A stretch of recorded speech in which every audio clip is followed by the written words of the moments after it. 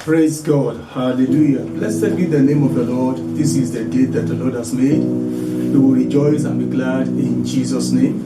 In times like these, people of God, I bring you the word of life, the word of hope, the word of encouragement, particularly as the whole world faces the challenge of the COVID-19 pandemic. There is a word of God for the times and seasons such as this. I'm sharing with you on the subject, living beyond the storms.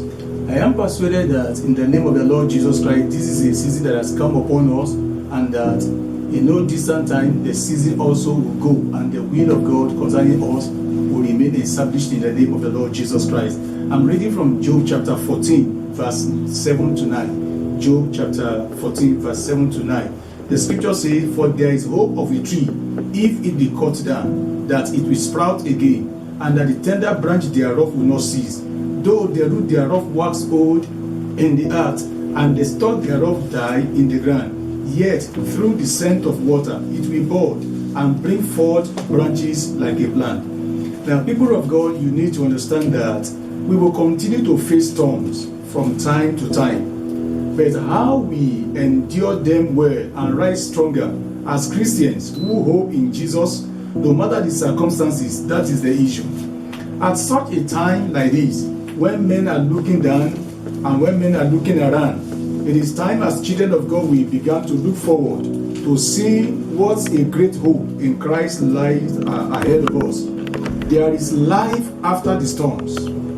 Edifices of hope could still be built from the heaps of ashes. How do we do that? This is the thrust of this moment of sharing that I want to have with you. There are strategies, there are ways, and there are words, and there is the wisdom that God has revealed to us from the Word of God that could help us to build our lives, particularly the moment the storm is over. But as wise people, we must start now by aligning our minds to what the will and the wisdom of God is. What are the strategies that God has revealed to us from the pages of the scripture to build our lives after the storm? Number one, I think that one of the first things that we need to think about is working at changing our mindset. This is very, very important. The mindset of a man is the way a man thinks and what that man thinks. In Romans chapter 12, verse number 2, the scripture tells us from the New Century Version of the scripture. The scripture says, "Do not change yourselves to be like the people of this world, but be changed within by a new way of thinking. Then you will be able to decide what God wants for you. You will know what is good and pleasing to Him and what is perfect." As the whole world is reeling to and fro in the face of this pandemic, there is a general thought among the people. But as children of God, the instruction to us is that we change our ways of thinking. We do not allow the thought, the way people of the world are thinking, to influence the way we are thinking. I take it once again. The scripture says, "Do not change yourself to be like the people of this world, but be changed within by a new way of thinking." We need to make sure that the thought pattern and the content of our thought is not what the people of the world is thinking. We need to discern what the thought of God is, the will of God is, and think the same way. If you are going to rise from and beyond the present global calamitous experiences, you will first have to win the battle in your mind. You must change your mindset so that you remain hopeful in the midst of seemingly hopeless situations. You have to change your mindset by knowing, by accepting, and by believing what God has said about you and about your situation. These are the words that you should search out from the Word of God and feed out your spirit. What has God said in His Word about the hope of a better tomorrow? God has given us a promise of a better tomorrow, and this is what we need to begin to look out for. People of God, you must understand that faith and fulfillment, fear, failure, and frustration, all of these come out by hearing, by accepting, and by believing. What you hear determines what and how you think. How you think determines your decisions and your actions.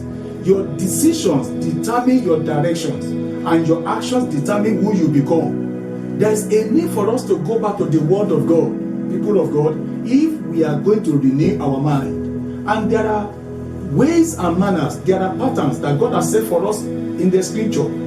The Word of God works wonders upon the mind of a man, because that is the tool that God has given to us to renew our mind. First and foremost, I want you to know that the Word of God is God's plan of purpose and destiny.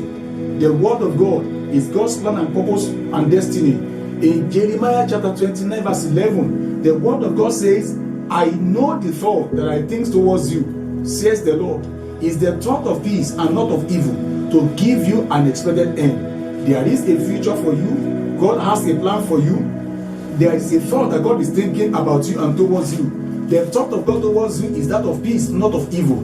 It doesn't matter what is happening in the world. Secondly, I would like you to understand that the Word of God is God's map and lamp for living. I take it once again. The Word of God is God's map and lamp for living. In Psalm 190 verse 105, the psalmist says that thy word is a lamp on my feet and a light unto my path. Now, we know that when we search the Word of God gives us direction. Therefore, I want to encourage you to go back into the Word of God. And people of God, I'd like you to understand also that the Word of God is God's gold mine for glorious living. In Psalm 139 verse 14, Psalm 139 verse 14, listen to what the Word of God says in this Bible passage. Verse 14, the Word of God tells us there something very, very strategic, particularly from the New Living Translation of the Word of God. The Word of God says, thank you for making me so wonderfully complex.